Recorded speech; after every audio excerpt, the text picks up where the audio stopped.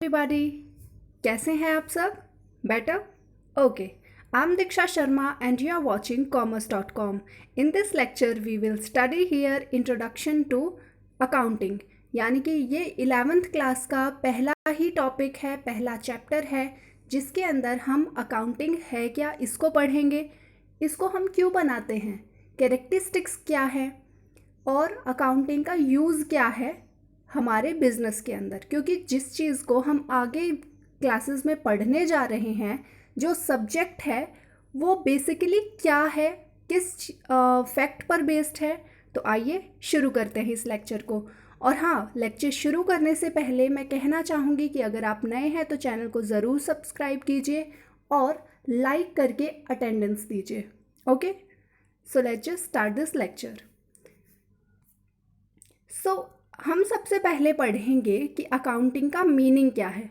Accounting, आप अपनी journal term में बताइए कि अकाउंटिंग आपको क्या लगती है। मतलब एक बुक होगी, अगर नहीं पढ़ा है किसी ने तो वो जर्नल टर्म क्या रखेगा कि एक बुक है जिसके अंदर हम सारी की सारी वो ट्रांजैक्शन, वो इवेंट्स को रिकॉर्ड करेंगे जिनका बिजनेस में कोई रोल है, राइट। तो उन्हें रिकॉर्ड करना, उनसे हमारा प्रॉफिट कितना हुआ ये रेज करना। तो जो बिजनेसमैन है ना, वो सोचता है कि यार बिजनेस तो शुरू कर लिया, लेकिन क्या शुरू करने से वो इस चीज़ को पता लगा सकता है कि उसे कितनी कॉस्ट आई किस चीज़ की। जो आज उसने दीपक या किसी को भी पैसा उधार दिया था, तो वो 1 साल बाद कहाँ दिखाऊं मैं, है ना। 1 साल के बाद यानी कि जब अकाउंटिंग पीरियड बंद होगा, मतलब जब उसका एक पीरियड पूरा होगा 1 साल का या 6 महीने का, तब उसको पता भी तो लगना चाहिए कि अच्छा इससे इतने दिए, इसको इतने लिए। तो उसी तरह का एक रिकॉर्ड है, ठीक है।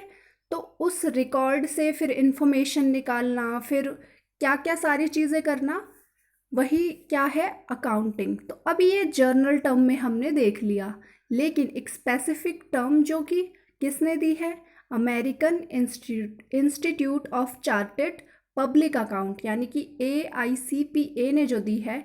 ये डेफिनेशन इम्पॉर्टेंट है, अगर आप पेपर में लिखोगे तो डेफिनेशन ये वाली ज़रूर लिख देना।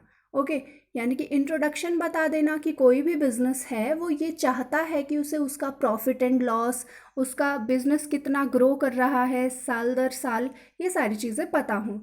वो तो आप बुक से भी पढ़ लोगे, मैं यहाँ कॉन्सेप्ट की बात करती हूँ। ओके, तो अब देखते हैं इस डेफिनेशन में क्या है। American institute of chartered accountant, उन्होंने क्या कहा है, define accounting as an art of recording. एक आर्ट है, आर्ट का मतलब क्या होता है, किसी भी चीज़ को अच्छे से इम्प्लीमेंट करना, है ना। तो रिकॉर्डिंग को अच्छी तरह से करना, जो भी हम अकाउंटिंग में डेटा रिकॉर्ड करेंगे, ट्रांजैक्शंस को रिकॉर्ड करेंगे, उन्हें अच्छे से करना। क्लासिफाइंग करना, यानी कि एक बार रिकॉर्ड तो कर लिया, सारी ट्रांजैक्शन एक किताब में लिख दी, तो ऐसा क्या, आप अगर बुक्स मेंटेन कर रहे हो, आप अकाउंट्स, बिजनेस, ये सब अपनी रफ कॉपी में लिख लो, और तो क्या वो आपको पेपर के टाइम पे हेल्पफुल होगी? नहीं, क्योंकि वहाँ पर सारी चीज़ें मिक्स होंगी। उसके बाद क्या, उस रफ नोटबुक का सारा डेटा उठाकर क्या करो, अलग अलग नोट्स बुक में लिख लो, है ना। तो उसे क्या कहते हैं, क्लासिफाइंग एंड समराइजिंग। अब वो नोटबुक का डेटा तो हो गया, आपने नोटबुक अलग अलग बना ली, लेकिन उसमें क्या है, अलग अलग दिनों की हैं और उनका कोई टोटल नहीं है। तो आपको पता कैसे चलेगा कि इस बुक का टोटल कितना आया, इस बुक का टोटल कितना आया, है ना। क्योंकि ये सारी बुक्स भी बहुत सारी मेंटेन हो जाएंगी। अगर मैं दीपक की बुक बना दूँ, फिर मैंने शाम को भी दे दी, मैंने परचेज कर लिया, सेल कर दी, कितने सारे नाम आ जाएंगे बुक्स में, तो कितनी सारी बुक्स बन जाएंगी। और फिर उन सब का टोटल कर लो, यानी कि उन्हें समराइज कर दो। ओके, और समराइज, जो कि समराइज करने पे एक जो सम आएगा यानी कि टोटल आएगा, उन्हें क्या करो, एक बुक में लिख लो। अच्छा, कि परचेज से इतना है, लेन देन काट पीट के इतना, ये सारा काट पीट के इतना, ऐसे करके लिख लो। ये हो जाएगी समराइजिंग। अच्छा, फिर बात करते हैं हम सिग्निफिकेंट, उन्हें भी किस मैनर में करो, ऐसे ही नहीं कि कुछ भी कर दिया, सिग्निफिकेंस मैनर, यानी कि डेबिट क्रेडिट जो भी हम आगे पढ़ेंगे, उन उनका ध्यान रखते हुए। And in terms of money, यहाँ पर ये नहीं लिखेंगे कि हमने महेश से थोड़ा सा पैसा लिया या फिर हमारा अच्छा मैनेजर छोड़कर चला गया, उससे कोई मतलब नहीं है। आपको क्या लिखना है यहाँ, मॉनेटरी फॉर्म में। मॉनेटरी फॉर्म में कैसे कि उससे हमने 2,000 रुपये लिए, हमने 4,000 की चेयर्स खरीदी, राइट। सब कुछ मनी की टर्म्स में लिखना है, ठीक है। और जो चीज़ें मनी की टर्म्स में नहीं लिखी जा सकती, जैसे मैनेजर का एग्जाम्पल मैंने दिया, तो उसे रिकॉर्ड नहीं करना, right. So transaction and events which are in part at least of financial nature, और वो फाइनेंशियल नेचर के भी होने चाहिए, कि मनी की फॉर्म में तो लिख देते हैं हम, और वो फाइनेंशियल नेचर के हों। एंड इंटरप्रेटिंग द रिजल्ट, अब हमने उन्हें एक साथ भी कर लिया। अब हमें देखना है कि हमें लेने देने के बाद, मतलब कि जो परचेज़ की, फिर उसे सेल कर दिया, अब उसके बाद क्या प्रॉफिट हुआ या कितना लॉस हुआ, ठीक है। और उस डेटा को जिनको ज़रूरत है उसकी, अब वो ज़रूरी लोग कौन हो सकते हैं, वो इंटरनल पार्टीज़ भी हो सकती हैं, वो एक्सटर्नल भी हो सकती हैं, ये भी हम पढ़ेंगे कि ये लोग कौन हैं, क्योंकि अभी अकाउंटिंग की शुरुआत है, ठीक है। डेफिनेशन समझ में आई, रिकॉर्ड करना, फिर उन्हें क्लासीफाई कर देना, फिर समराइज करना in a significant manner in terms of money, transaction and event of each financial character, and interpreting the results, ठीक है। यहाँ तक क्लियर है। चलो, अब हमें इस डेफिनेशन से क्या क्या पता चला कि इकोनॉमिक इवेंट्स को, यानी कि फाइनेंशियल इवेंट्स को ही हमें लिखना है, बाकी चीज़ों से हमें कोई मतलब नहीं है। अब वो इकोनॉमिक इवेंट्स कौन कौन से हो सकते हैं वो हम देखेंगे। आइडेंटिफिकेशन करना, अब ये चीज़ तो ज़रूरी है कि हमें पता लगे कि हमें लिखनी कौन सी टर्म है, ये आइडेंटिफाई करना, मेज़र करना, फिर उनको रिकॉर्ड करना, और फिर बाद में जो रिज़ल्ट्स आए उन्हें दूसरी पार्टीज़ तक देना। और ऑर्गेनाइजेशन क्या है ये भी देखेंगे, और इंटरेस्टेड यूज़र्स कौन कौन हैं। तो ये सारी रेलिवेंट आस्पेक्ट इस डेफिनेशन से हमें पता लगी, ठीक है। अब हम देखते हैं इकोनॉमिक इवेंट्स क्या होते हैं। जैसे आपने कोई चीज़ बेची किसी कस्टमर को, सर्विसेज रेंडर की किसी भी कस्टमर या कंपनी को, परचेज़ किया कोई मटेरियल, पेमेंट की, तो ये सारी हुई इकोनॉमिक इवेंट। ये एग्जाम्पल दिए हैं मैंने जिन्हें मनी की टर्म में लिखा जा सकता है, राइट। ओके, अब हम देखते हैं कि आइडेंटिफिकेशन क्या होता है। It means determine that transaction to record, to identify event which are not to be record. हमें देखना है कि कौन सी ट्रांजैक्शन को रिकॉर्ड करें और कौन सी ट्रांजैक्शन को ना रिकॉर्ड करें, इसे ही आइडेंटिफाई कहते हैं। अब दूसरी बात की मेज़रमेंट क्या है फिर। इट मीन्स क्वांटिफिकेशन, यानी कि एक एस्टिमेट करना of a business transaction into financial term by using monetary units, यानी कि उन्हें मेज़र कैसे करना, रुपए में या फिर डॉलर्स में, इस तरह से वो मेज़र की जाए, है ना। हम क्योंकि रुपए लिखते हैं ना यहाँ अपने इंडियन करेंसी में, बाहर यूएस डॉलर, तो इस तरह से मनी की फॉर्म में वो मेज़र होनी चाहिए। फिर रिकॉर्डिंग, अब हमें आइडेंटिफाई कर लिया कि लिखना इन्हें है, लिखना इस तरह से है, फिर उन्हें रिकॉर्ड कर दो, लिख दो, ओके।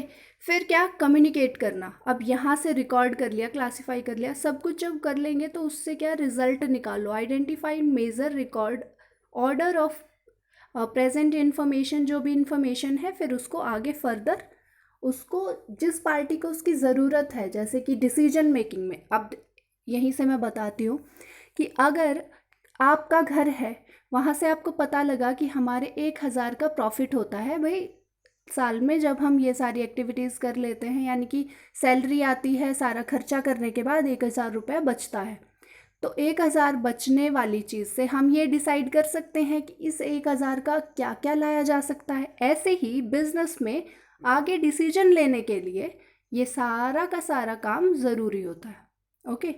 सो तभी उनको ज़रूरत है, इसीलिए जो मतलब कि फर्स्ट लेवल की जो टीम है, यानी कि जो डिसीजन मेकिंग का काम करते हैं लोग, उन तक ये इन्फॉर्मेशन कम्युनिकेट की जाती है कि ये हिसाब चल रहा है, हमारा बिजनेस ग्रो कर रहा है या फॉल कर रहा है, okay. So let's move to the next. अब ऑर्गेनाइजेशन क्या है। ऑर्गेनाइजेशन होता है, जैसे कि हम किसे बोलते हैं ऑर्गेनाइजेशन, पार्टनरशिप फर्म हो गई, कॉरपोरेट सोसाइटी हो गई, कंपनी हो गई, म्यूचुअल म्युनिसिपल कॉरपोरेशन हो गए। तो ये सारी होती हैं ऑर्गेनाइजेशन, यानी कि एक बिजनेस जो कि प्रॉफिट के मोटिव से सेट किया गया हो। ये नहीं उसका प्रॉफिट मतलब कोई भी जो अकाउंटिंग है, हम कौन सी अकाउंटिंग पढ़ रहे हैं, उनकी जो कि प्रॉफिट एंड लॉस के मोटिव से, ठीक है। या तो प्रॉफिट वाली ऑर्गेनाइजेशन होंगी जिनका मोटिव क्या है, प्रॉफिट अर्न करना, या फिर दूसरी होंगी जिन्हें हम बोलते हैं एनपी, यानी कि नॉन प्रॉफिट ऑर्गेनाइजेशन। एनपीओ सुना है, संस्थाएं होती हैं जो कि प्रॉफिट के मोटिव से काम नहीं करती, तो उनकी अकाउंटिंग के बारे में हम पढ़ेंगे। ओके, ठीक है। तो आगे देखते हैं कि इंटरेस्टेड यूज़र्स, एक बार के लिए मैंने बता दिया, लेकिन यहाँ भी देख लेते हैं। अब ये दो तरह के हैं, एक इंटरनल और एक एक्सटर्नल। इंटरनल कौन से होते हैं, चीफ एग्जीक्यूटिव हो गया, और फाइनेंशियल ऑफिसर, वाइस प्रेसिडेंट, या business unit management, plant manager. तो मैनेजमेंट जो भी करता है ना, उसको इस सारी चीज़ की ज़रूरत होती है डेटा की, तो उसे क्या इंक्लूड करेंगे हम, internal users of accounting information, ठीक है। अब एक्सटर्नल यूज़र्स कौन से होते हैं, पब्लिक होती है। अगर गवर्नमेंट को कोई डेटा की ज़रूरत है तो गवर्नमेंट भी एक्सटर्नल में आएगी। जो टैक्स अथॉरिटीज़ हैं, डिवेंचर होल्डर्स हैं, लेबर यूनियंस हैं, जो एम्प्लॉयज़ इसमें कंपनी में आना चाहते हैं, या फिर कोई इसमें पैसा इन्वेस्ट करना चाहता है। अगर आप किसी कंपनी को पैसा उधार देना चाहोगे तो आप ये तो देखोगे ना कि उसकी अभी तक की ग्रोथ कैसी चल रही है, वो मेरा पैसा वापस कर भी पाएगा या नहीं। तो वो सारा इन्फॉर्मेशन कहाँ से मिलेगी, अकाउंटिंग डेटा से। तो ये सारे होते हैं एक्सटर्नल यूज़र्स। ओके, तो इनके बारे में आप डिटेल में लिख सकते हो एक बार समझ में आने के बाद, right. Okay, so let's move to the next. अब वो जो एक पूरा चार्ट कि हमें कौन सी एक्टिविटी कैसे करनी है, द अकाउंटिंग प्रोसेस कैसे शुरू होती है, हमने रिकॉर्ड कर लिया इन्फॉर्मेशन को। तो क्या होगा, communicating accounting information, decision making. तो इस अकाउंटिंग का यूज़ कैसे कैसे होगा, जब हमने कम्युनिकेट कर दी इन्फॉर्मेशन, फिर उससे डिसीजन लिए जाएंगे, और इकोनॉमिक इवेंट से शुरू होगी ये, ठीक है। यहाँ से मतलब ये एक ऐसे साइकिल चलती है कि जब इकोनॉमिक इवेंट की प्रोसेस चली, फिर उसको हमने बताया कि ये काम हो गया, उससे डिसीजन लिए गए, और डिसीजन किस लिए लिए गए, ताकि इन इवेंट्स को और अच्छा बनाया जा सके। तो इसीलिए ये पूरी एक डिसीजन मेकिंग का स्ट्रक्चर है कि किस तरह से काम करती है इन्फॉर्मेशन। ओके, अब देखते हैं। अब आपको वो साइकिल तो पता लग गई ना कि सबसे पहले हम रिकॉर्ड करते हैं, फिर क्लासीफाई करते हैं, फिर समराइज करते हैं, फिर इंटरप्रेट करते हैं। तो वो साइकिल भी अलग है, जो मैंने यहाँ बना के नहीं दिखाई, आपको बता दी और पहले उसके फैक्टर्स बता दिए। ओके, अब देखते हैं कि इसकी कैरेक्टरिस्टिक्स क्या है। मैंने यहाँ 4 ही लिखी हैं, उन्हीं से हम देखते हैं। रेलिवेंट होना चाहिए डेटा, मतलब कि उसमें फालतू की इन्फॉर्मेशन नहीं होनी चाहिए, और साथ में बिल्कुल उस पर यकीन किया जा सके, ऐसा होना चाहिए। यानी कि उसमें झूठ या बायसनेस होता है कि एक तरफा व्यवहार नहीं होना चाहिए, कि कंपनी अगर लॉस में जा रही है तो वो लॉस को दिखाए, ये चीज़ होनी चाहिए। रिलायबिलिटी होनी चाहिए, विश्वसनीयता, अंडरस्टैंडेबिलिटी, और ये नहीं कि बहुत मुश्किल तरह से लिख दो आप चीज़ें, बहुत सिंपल अंडरस्टैंडेबल, कि जिसे अगर अकाउंटिंग नहीं भी आती तो भी वो समझ पाए कि लिखा कैसे है। ओके, अब कंपैरेबिलिटी, कि ये इस तरह से अपने अकाउंट्स को प्रिपेयर करो कि अगर इस कंपनी यानी कि ए कंपनी के हम जितने भी रिकॉर्ड्स हैं उनको बी के साथ कंपेयर भी कर सके। क्योंकि जो इन्वेस्टर होगा, बाहर की फर्म्स हैं, वो क्या करेंगी, पैसा इन्वेस्ट करने से पहले ए और बी या और भी कंपनीज़ के साथ या बाहर की कंपनीज़ के साथ कंपेयर करके देखेंगे। अच्छा, इसमें इन्वेस्टमेंट करने पे तो कम रिटर्न मिलती है, इसमें करें तो थोड़ी ज़्यादा मिलती है, इसमें रिस्क ज़्यादा है भाई, इनके पैसे पिछली बार तो डूबे थे। इस तरह से वो कंपेयर करती हैं। तो ये 4 मोस्ट इम्पॉर्टेंट पॉइंट हैं, और बाकी बुक्स में तो मिल जाएंगे, क्योंकि मैं बुक के अलावा आपको ज़्यादा अच्छे से एक बार कॉन्सेप्ट समझाना चाहती हूँ। बुक्स तो फिर आप देख ही लोगे। Okay, so let's move to the next. अब क्या है मेंटेनेंस। अब ऑब्जेक्टिव क्या है, क्यों बनाते हैं हम अकाउंट्स, अब ये क्लियर तो हो गया, ताकि हम जो भी ट्रांजैक्शन है उनको अच्छे से रिकॉर्ड कर सके, कोई भी ट्रांजैक्शन मिस ना हो, है ना। लिख के रख लेंगे चीज़ें तो हमें याद में भी फिर भी चीज़ें गुम हो जाती है, लेकिन लिख के रख लो अच्छे से तो वो चीज़ें वहाँ बनी रहती हैं। ठीक है, जब तक चूहे आपकी किताबों को ना खाएं, है ना। तो इसलिए कंप्यूटर में रिकॉर्ड करके रख लो, तो अच्छे से रिकॉर्ड करके रखने पे ट्रांजैक्शन क्या होंगी, मेंटेन रहेंगी। उसके बाद कैलकुलेशन ऑफ प्रॉफिट, आपका प्रॉफिट जो भी है उसे प्रॉफिट या लॉस दोनों ही यहाँ से हमें पता लगते हैं, इसीलिए भी अकाउंटिंग ज़रूरी है।